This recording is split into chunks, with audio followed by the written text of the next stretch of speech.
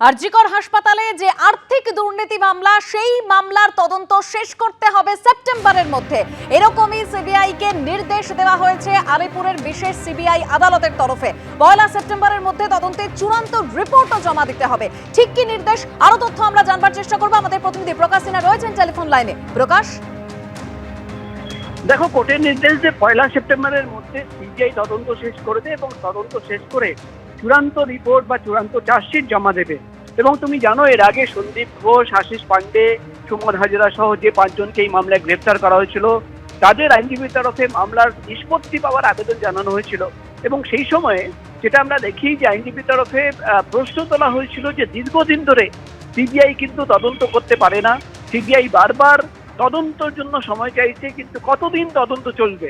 এবং আমরা দেখলাম আলিপুরের যে সিবিআই স্পেশাল কোর্ট, সেই কোর্টের নির্দেশ যে 1 সেপ্টেম্বরের মধ্যে সিবিআই তদন্ত শেষ করবে, অর্থাৎ আরজিকরের যে আর্থিক দুর্নীতি মামলা, সেই দুর্নীতি মামলার তদন্ত 1 সেপ্টেম্বরের মধ্যে শেষ করে সেই রিপোর্ট, চূড়ান্ত রিপোর্ট কোর্টে জমা দিতে হবে। এবং আমরা যেটা দেখলাম যে আদালতের নির্দেশ, সন্দীপ ঘোষ, আশিস পান্ডেদের এই মাসের 30 তারিখে কোর্টে সশরীরে হাজির করতে হবে। এবং যেটা আইনজীবীরা দাবি করছেন যে সেদিনই কিন্তু এই মামলার চার্জ গঠনের সম্ভাবনা রয়েছে, অর্থাৎ চার্জ গঠন হলে কিন্তু এই মামলার বিচার প্রক্রিয়াও শুরু হয়ে যাবে, এমনই সম্ভাবনা কিন্তু দেখা যাচ্ছে। ধন্যবাদ প্রকাশ। বিধানসভায় লাড্ডু বিতরণ, অর্থাৎ বিধানসভার বাইরে লাড্ডু বিতরণ কর্মসূচির পর সেখান থেকে সরাসরি সল্টলেকের ওবিসি মোর্চার ধর্ণা মঞ্চে পৌঁছে যান শুভেন্দু অধিকারী। সেই ছবি দেখতে পাচ্ছেন সরাসরি সেখান থেকে আমাদের প্রতিনিধি শিবাশিস মৌলিক রয়েছেন এই মুহূর্তে। শিবাশিস, এই মুহূর্তে রাজ্য সরকারের যে নতুন ওবিসি সংরক্ষণের জন্য তালিকা, তার প্রতিবাদ চলছে এবং সেই প্রতিবাদে আমরা দেখতে পাচ্ছি একেবারে বিধাননগরে ইন্দিরা ভবনের সামনে মঞ্চ করে পশ্চিমবঙ্গে বিজেপির ওবিসি মোর্চার তরফে প্রতিবাদ আয়োজন করা হয়েছে। সেই গণ ডেপুটেশন, সেই যে ধর্ণা মঞ্চ, সেই ধর্ণা মঞ্চে কিন্তু আমরা দেখতে পাচ্ছি ইতিমধ্যে এসে পৌঁছেছেন রাজ্যের বিরোধী দলনেতা শুভেন্দু অধিকারী। তিনি সেই ধর্ণা অবস্থানে অংশ নেবেন। এরপর ওবিসি মোর্চার নেতৃত্ব তারা গণ ডেপুটেশন দিতে যাবেন ওবিসি ভবন থেকে অনতি দূরে এই যে ইন্দিরা ভবনের সামনে ধর্ণা অবস্থান, সেই ধর্ণা অবস্থান আমরা দেখতে পাচ্ছি। তাদের অভিযোগ অনুযায়ী রাজ্য সরকারের একতরফাভাবে ধর্মের ভিত্তিতে ওবিসি সংরক্ষণ ও সনাতনী হিন্দু ওবিসিদের ন্যায় অধিকার থেকে বঞ্চিত করার প্রতিবাদে এই অবস্থান। অন্তত বিজেপি ওবিসি মোর্চার তরফে এমনটাই দাবি করা হচ্ছে।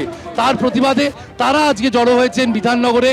সেখানে যে ছবি দেখা যাচ্ছে, সেখানে কিন্তু রাজ্যের বিরোধী দলনেতা শুভেন্দু অধিকারী উপস্থিত রয়েছেন।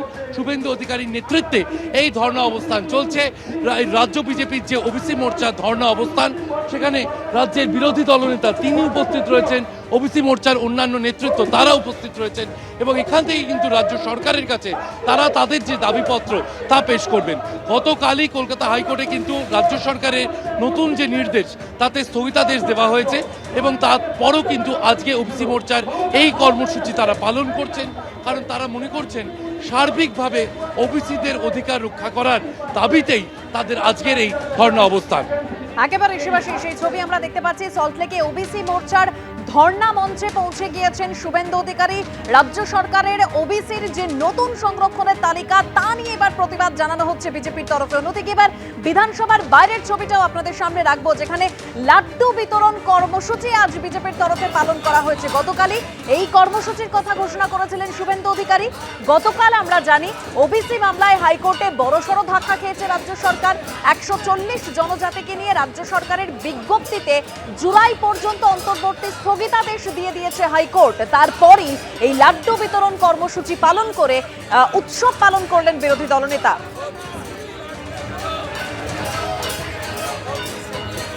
একদিকে বিধানসভার বাইরের ছবিটা দেখতে পাচ্ছেন, যেখানে লাড্ডু বিতরণ কর্মসূচি পালন করেছেন বিরোধী দলনেতা শুভেন্দু অধিকারী সহ বিজেপির যারা রয়েছেন সেখানে বিধায়করা, তারা। অন্যদিকে এই কর্মসূচি পালনের পর সেখান থেকে সোজা শুভেন্দু অধিকারী পৌঁছে যান সল্টলেকে ওবিসি মোর্চার যে ধর্ণা মঞ্চ রয়েছে সেখানে।